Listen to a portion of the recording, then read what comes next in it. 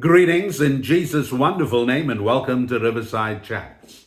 I began a series on Rebecca in the Bible and I want to continue with that series today. What is the meaning of Rebecca's name? The name Rebecca means ensnared. It carries the idea of an animal that has a rope on it. We don't know much about Rebecca's death. The Bible does not give us a lot of information about when Rebecca died, but two things are clear. She died before Jacob returned home after 20 years as a fugitive in Laban's house, among Laban's people. There he acquired two wives. He negotiated for one, but got Leah before he got Rachel. He worked a total of 14 years for Rachel. He loved Rachel, but did not love Leah. So Rebecca didn't die too old. She was relatively young. The Bible tells us that she was buried in the same cave that Abraham and Sarah were buried. It was the burial grounds for the patriarchs. As we look at Rebecca, like Leah and Rachel, she had positives about her and negatives about her also. We look firstly at some of her family connections before we look at the positives. Rebecca was Abraham's niece. He wanted Isaac to marry one of his own kind. He did not want Isaac to marry a Canaanite. The Canaanite had despicable practices. They worshipped other gods. Now, some people may look at this and say, well, you must marry within your own race. Most people do that. I did not. I had the opportunity of marrying twice, but God enabled me to marry out of my race twice, and human beings are human beings. I've had two great and excellent marriages. Not perfect by any stretch of the imagination, looking at me more than anyone. We are imperfect beings, but marriage is something that needs compatibility and understanding. The difference between the Eastern and the Western culture is, in the Western culture, you must fall in love to get married. The problem with falling in love is once you fall, you never get up. Love must be a growing experience. Now, in many Eastern cultures, things have changed a lot, especially in my culture. They had arranged marriages. These days, there is a balance between the two. In the Indian Christian community in South Africa, where I come from, often the parents would look for a spouse for their child, and they will make suggestions, and sometimes the young man or the young woman will make suggestions to the parents. They'll make arrangements. And courtship is only with the view to marriage. Here was Abraham. He'd rather have Isaac being single than being married to the wrong person. God had given prohibitions against marrying the Canaanite. Now, God is not against mixed marriage. Moses married a Cushite, a black woman. You remember, after his wife Zipporah died, Miriam was a kind of racist of sorts. So she mocked the black woman, and God inflicted her with leprosy. You know, if you really like white, God will make you really white like Miriam, white with leprosy. Moses was such an intercessor. Moses interceded on his sister's behalf before the Lord. But the Lord said, I'm going to leave her outside the camp. She will have this affliction for 7 days, and then she will be restored. Sometimes God teaches us the lesson, and we need to learn from the lessons. So God is not biased to one kind of people. Now, sometimes Christianity has been branded as a white man's religion. No, it's not. Christianity started in an Eastern context. It started among Jews.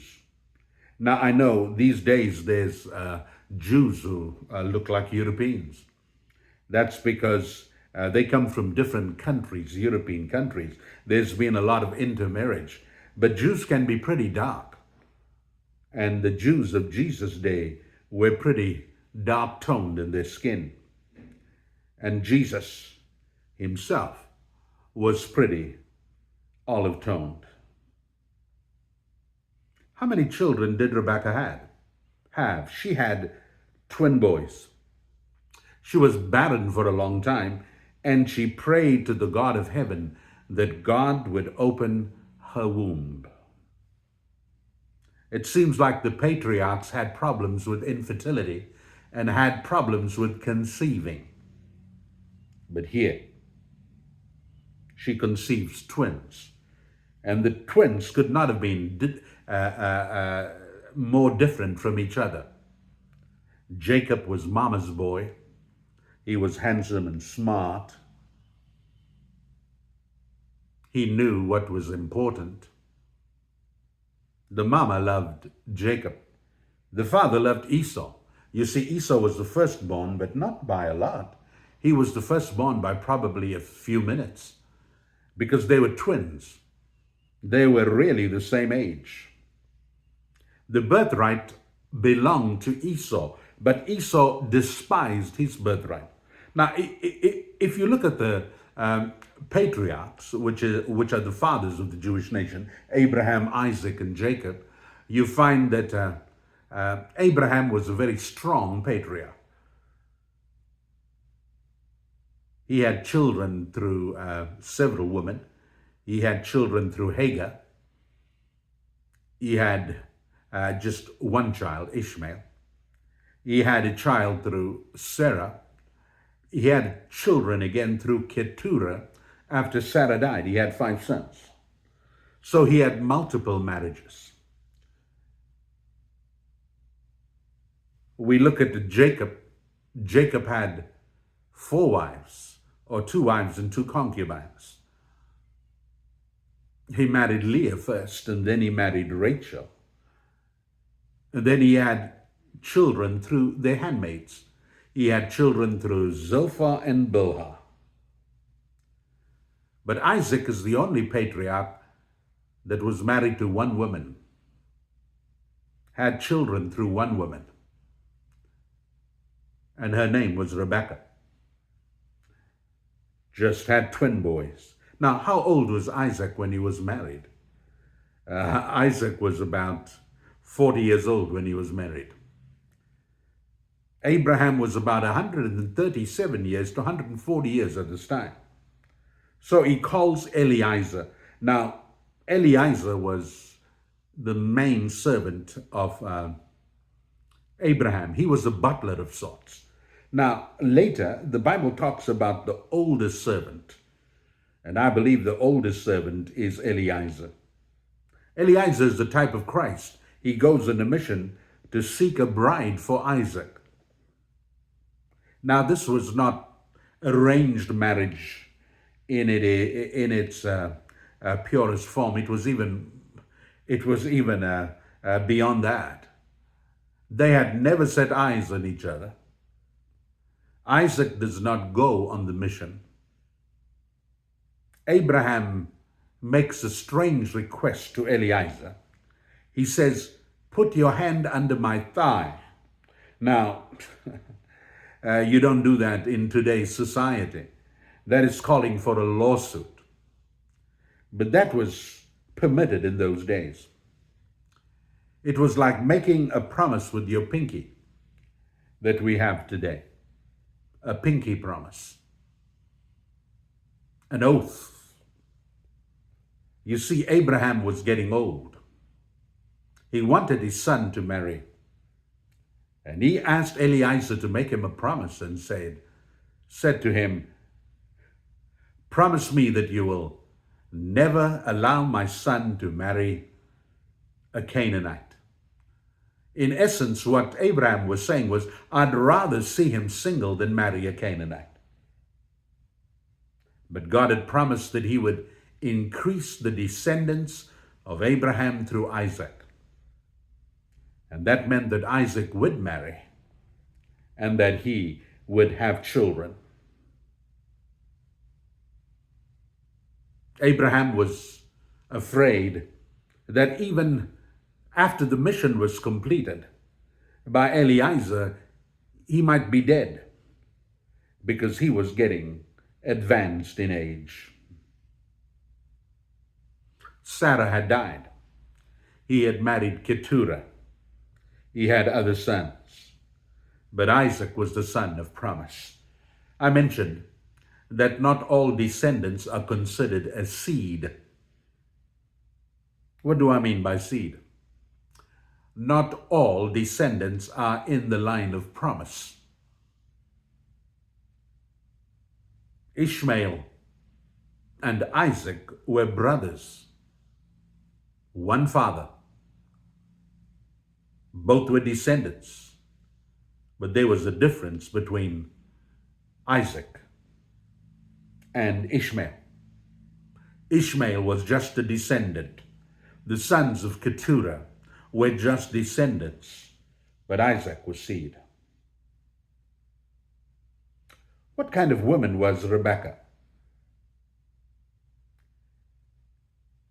Rebekah was just an ordinary person with good qualities and bad.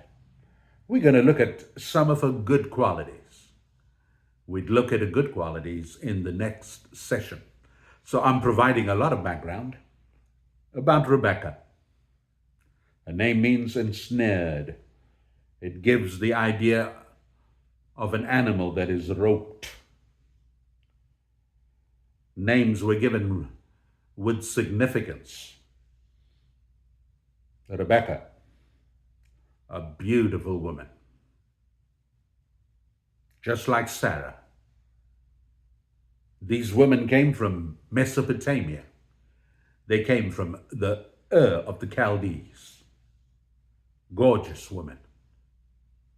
When Isaac sets eyes on Rebekah, after the mission was complete, Isaac was praying in his tent, and God was making all the negotiations.